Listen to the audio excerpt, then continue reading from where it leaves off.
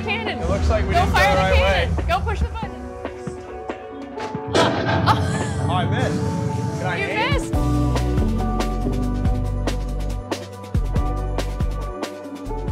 As a first-round draft pick, what expectations do you feel like are on you from an on and off the field standpoint, or even to the community that you're now a part of? You know, when you're picked in the first round, you're expected to come in and contribute and help the team right away.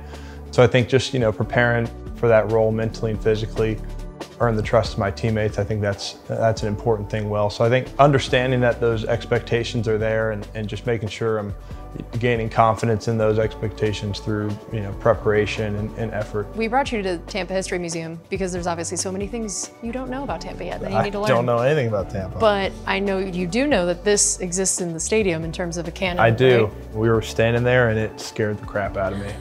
Yeah, it got me. When you got to Duke, you're not a stranger to transitions, challenges with that of where you're graduating high school and starting there in 2020, and then you're having to change positions as a freshman, change again as a sophomore, and then now here you are again into the NFL, changing positions again. What have you learned from all that time of transition in college that you think will help you be ready for this one into a new city, new team, and new position again? You know, you call it adversity is good, especially at a young age. Like you said, I went to Duke thinking I was going to play tackle, and then, you know, 5 weeks into my freshman year, I was playing center. 8 weeks after that, I'm switching back to tackle in the spring. So I think just, you know, having to make those adjustments, and then now, like you said, coming to Tampa and, you know, making that transition back inside. Obviously, it's something I've done before and something I felt like I did a good job at. So just making sure I'm preparing and, you know, sort of revisiting that time in college and the things that helped me make that transition, sort of making sure I, you know, stick to those things, but also, you know, find ways to continue to elevate my game and you know, from a more mature perspective 3 years later. What was it like to put on both the creamsicle and the other jerseys for the first time for the photo shoot? It was pretty cool. I tried to act cool, you know what I mean? Like it wasn't a big deal, but yeah. It was cool. It was a surreal feeling, definitely. And jersey's a little bit tighter than college.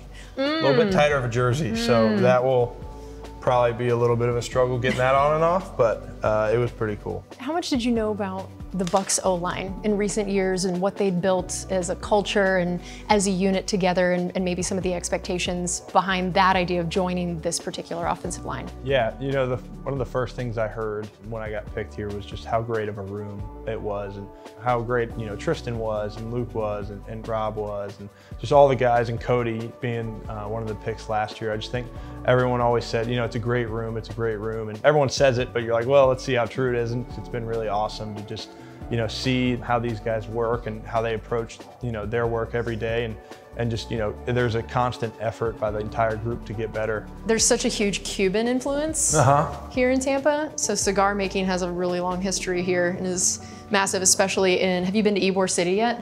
One time. Is Tampa also the home of the Cuban sandwich? Yes, that is like that's a huge thing here. Is that a big deal Cuban here? sandwich here. Have you had one yet? Not down here. Oh, then yeah, we gotta fix that sandwich for and you. a cigar. And you get to choose, Duke. You don't get to choose where you're drafted. No. What does it look like now to make sure that you get ingrained within a team and a community that you didn't choose as compared to before? How do you make sure that you step in and embrace that as compared to the way it is in college? Even though you choose, you know, sort of where you're going for college, you don't necessarily know the room you're stepping into, you know, because it's recruiting, it's all front, but you got to be where your feet are. You've got to stay grounded. You've got to, you know, understand who you are and where you're at, and sort of like I referred to earlier, you got to own your role. You got to understand the expectations on you, whether you're a first-round pick or an undrafted free agent. You got to understand where you fit into a position room, and you got to understand where you can sort of help out. So I think just understanding that, no matter whether it's freshman going into college or a rookie going into the NFL, those things are pretty important to keep in mind.